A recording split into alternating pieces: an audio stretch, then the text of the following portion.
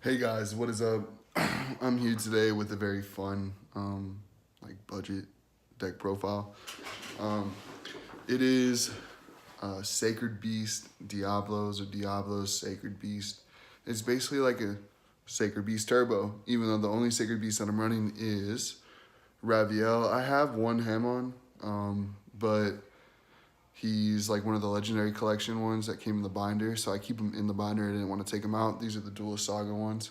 Um, so I just wanted to give you guys like a fun budget deck that you can possibly play at locals.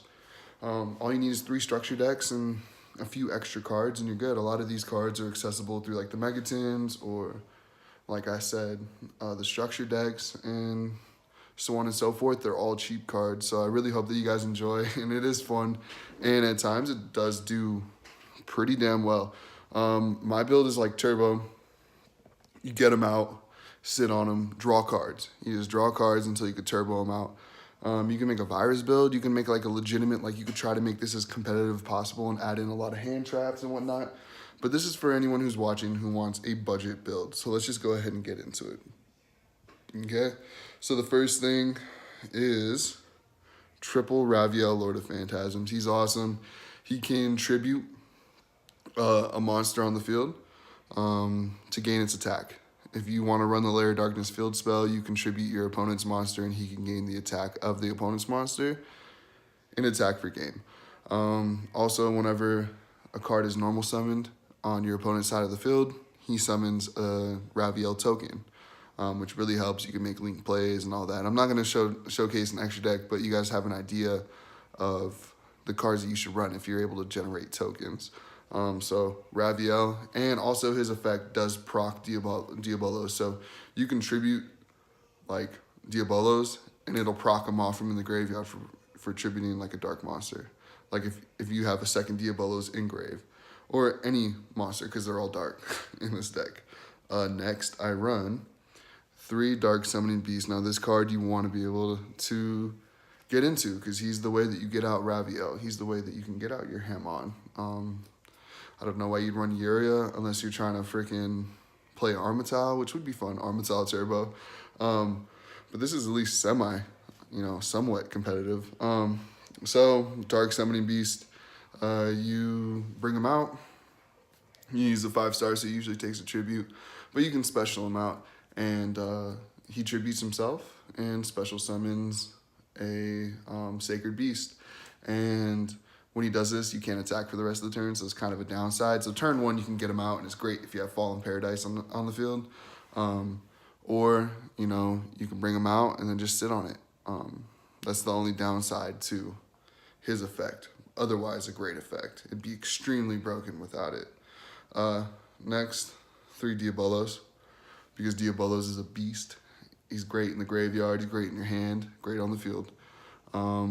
You do have cards that you tribute summon. I mean, you tributing Dark Summoning Beast itself. You do have Arima in this deck, and it has itself. So and also fucking Raviel tributes as well. So it's not hard to get him out. There's a lot of different ways to tribute, and he's obviously a great card. Can't be targeted or tributed, so he's great to have. He can tribute himself, but you know what I'm saying. Next, I got the 3 Arima. I'm not running the Lair of Darkness field spell, so he's mostly for grabbing Diabolos or drawing a card while proccing Diabolos at the same time. Like I said, I want to draw as much cards as possible to get to my Dark Summoning Beast or find a way to get out Raviel. Next is 3 Dark Grepher right here. Look at that DT. I bought him because I wanted him in like Dark World. I thought Dark World Lair was going to be a thing, but it's really not. But it's still a great card for any dark deck. There's some plays that can be made with him. You can ditch your Dark Summoning Beast and Monster Reborn it right back and go ahead and make your Raviel from there.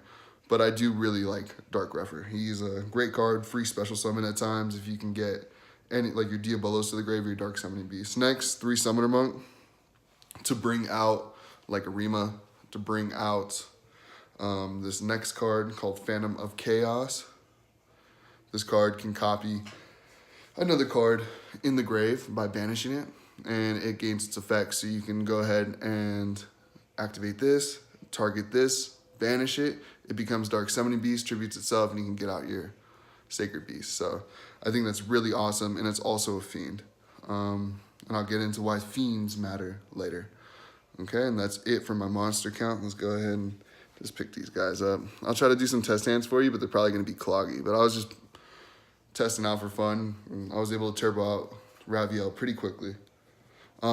Next is Fallen Paradise. This card is amazing while it's on the field. While you control any of the Sacred Beasts, let's go ahead right here. Your opponent can't target any of them.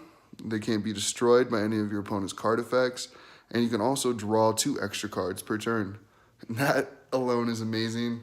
That's why there's like a turbo, and if you want to like make a virus build out of it or have some sort of other engine with Fallen Paradise on the field, you're pretty set. You're pretty damn set.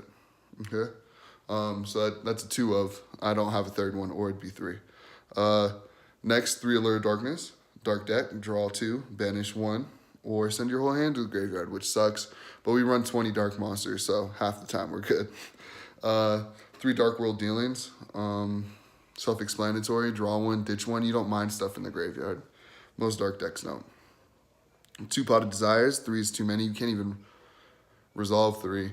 And it just raises your chances of drawing into another one off your Potted Desires. I have a love-hate relationship with this card because you can banish the shit that you need, but it is what it is. You know what I'm saying? Next, 1 Into the Void. I would love to run 3 Into the Voids just for more draw power. With 3 cards in your hand, when you have 3 cards in your hand, draw 1. 3 or more. At the end of the turn, discard all cards out of your hand to the graveyard. Next is my favorite tech. I could run a third one, but I don't. Transmodify. Transmodify is very important. If you have Transmodify in your hand with a Summoner Monk and another spell, you have a Raviel. You go ahead and you Summoner Monk. You bring out, whether it's Phantom of Chaos or you bring out Arima. Let's read what this card says so you guys can understand. I don't say it's stupid. Send 1 face-up monster you control to the graveyard. Special summon from the deck 1 monster with the same level or same type and attribute as that monster to the graveyard, in the graveyard, but 1 level higher. You can only activate this once per turn. So you have a level 4 Fiend, you bring out the level 5 Fiend, Dark Summoning Beast, attributes itself, brings out a Raviel, and you can proc a Diabolos. So that's pretty much your like prominent field. Diabolos and Raviel. With Fallen Paradise on the field, you're pretty much straight. Next, 3 Scapegoats. For your link plays, you can make your Saryuja so you can draw more. You can make a Borreload. You can make a Decode, a very big Decode. You can make anything you want basically with Scapegoats. Or you can use it as defense. I really like it. 3 is like a must. In case you break. Called by the Grave, too, because I need space, but it's still a great card. Next, 1 Soul Charge, because you can only run 1, and 1 Monster Reborn, because you can only run 1. It's a great way to bring your monsters back out the grave, like Dark Summoning Beast, and it goes from there. You can easily make a virus build out of this. I think you can make a competitive build out of this as well. You just have to have a lot of floodgates. You have to find a way around it, and I guess I can leave that up to you guys who might be watching that want to make it more competitive to create something that we haven't seen before. The main Sacred Beast is actually good because they're not bad cards. They're just kind of hard to get out. So I think that this is great. It's really fun. I love drawing cards and like turboing shit out. The only part that sucks is when you get your board broken. So I want to do some test hands with you guys. I know that it's like hella clogged up. So we'll just shuffle this all up. You know what I'm saying? Do our best. I don't know how to do like that like power shuffle shit where you fucking like grab a little bit and flip it.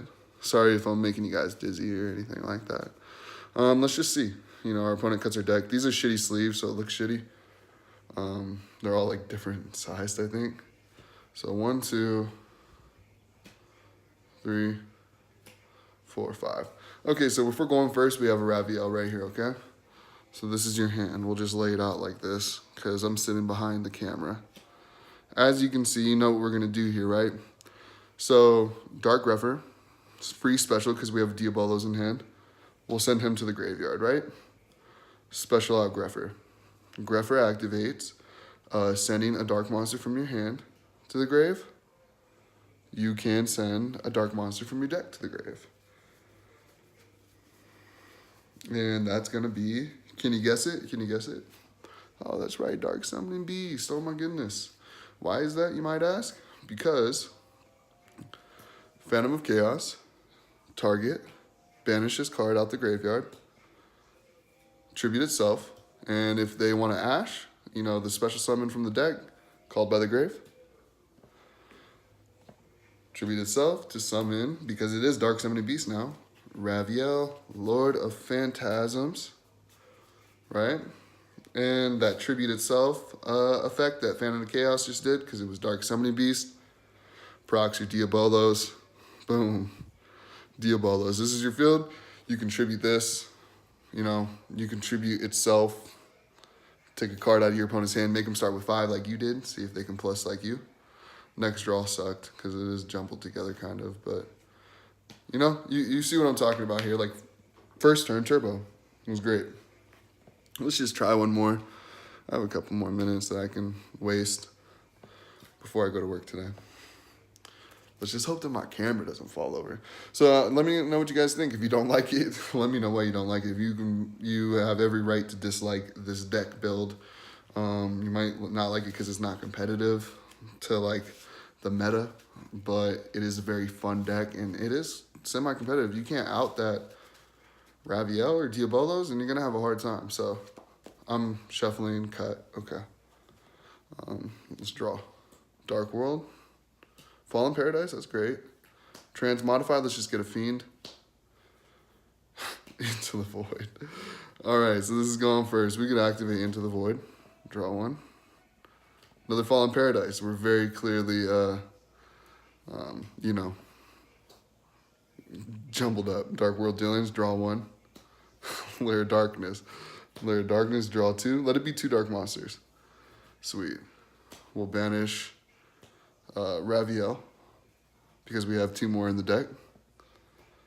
We'll bring out Summoner Monk. He does this shit. Let him try to Ghost Ogre if they want to, because we got this. Most likely don't do that. Activate. We'll send one of our Fallen Paradises to the grave, because we have another one to bring out. We'll bring out, let's just bring out fucking Arima, because we have 3 of them. All right, there's Arima. Oh my God. It's too bad that Summoner Monk can't be tributed. That'd be fantastic. Tributed, get a Diabolos on field, but we're gonna Transmodify to the grave. We're gonna bring out, where's he at? Raviel. And we're gonna activate Fallen Paradise, you know what I mean? We're gonna shuffle, let the opponent cut. And we did have the Called by the Grave to stop any sort of like hand traps. Cut. Draw 2. What do we get? Another Summoner Monk and Dark World Dealings. We could activate Dark World Dealings if we want to. You know what I mean? See what we get next. Dark Summoning Beast. You know, you could ditch that because you still have Phantom of Chaoses in your deck. So, that you could bring out with this next Summoner Monk. So, you know, you make it through the turn. This card's probably not going to get destroyed because it can't be destroyed by card effects. You draw for your next turn. You have Arima. You can go ahead and, you know, make plays from there. Ditch to bring out Phantom of Chaos. And you just make another one of these. But you got to attack first because you can attack before you use Dark Summoning Beast effect. And then, you know, like after you use Dark Summoning Beast effect, you can't attack. But you can attack and then main phase 2. Use Dark Summoning Beast effect. So that's just some test hands. That's a little deck build for you guys. A very fun turbo build. It's very cheap. You can go ahead and look up the prices. I would say that this deck costs less than just the main deck. $30 plus, you know, a couple for Fallen Paradises and Summoner Monks. I would say like $50 to $60 for this entire thing. Common scapegoats aren't worth anything, you know what I mean? You just got to pay kind of for your extra deck if you want the big monsters like Saryuja or Borreload. You can always just make big decode talkers. You can always do that too, but I hope you guys liked it. It's a really fun build for me. I had a lot of fun making it. A lot of fun showing you guys how it works. So if you like it, please leave a like, please subscribe, and let me know what you want to see next. All right, I'm out.